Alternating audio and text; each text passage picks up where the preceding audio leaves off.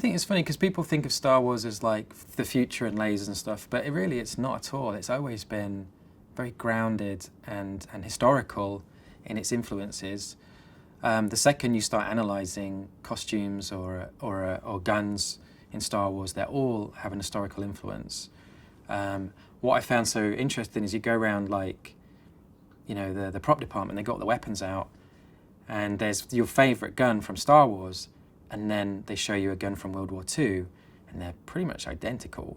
And like everything, you know, even Han Solo's gun is pretty much a gun like from World War II era, with a few things stuck on it. And that's what was brilliant about George, is that he knew that if you take something that's familiar and you just push it a bit left or right of where it's normally at, so you can't recognise it, but you still instantly communicates what it has to.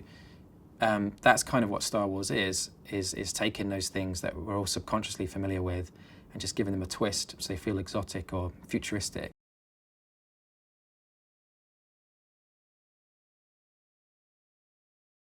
She does make it seem so easy that you forget what she's going through sometimes. And I used to, as amazing it is to make Star Wars, and it's also very hard. And whenever I was having a bad patch where I was thinking, I think I've got one of the hardest jobs in the world, I would just look to my left and I'd see Felicity and I'd go, no, you've got the hardest job in the world. Like carrying a Star Wars movie is you couldn't ask someone to do anything harder. And she never made it a problem.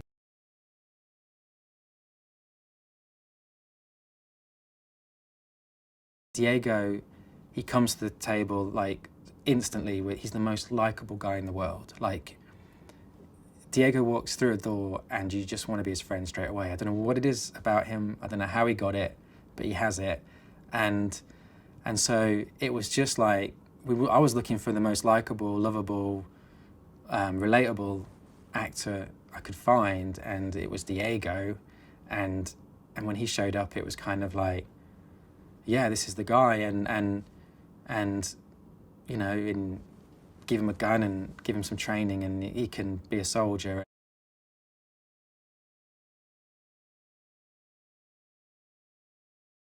Alan is like, I think, all great comic actors in that as funny as he is, he can pull at your heartstrings equally. Like he can do something that's really tragic and you feel for him.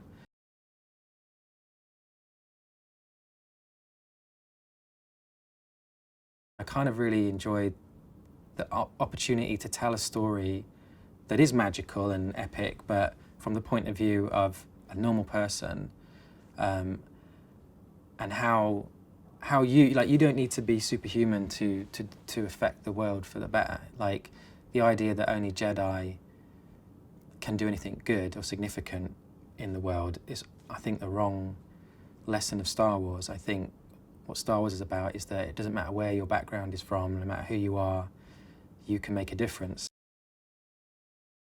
Did you know that Michael Fassbender attended the Drama Centre London but dropped out? And one of his classmates at the time was Tom Hardy, and Hardy stated that Fassbender was the best actor in the school.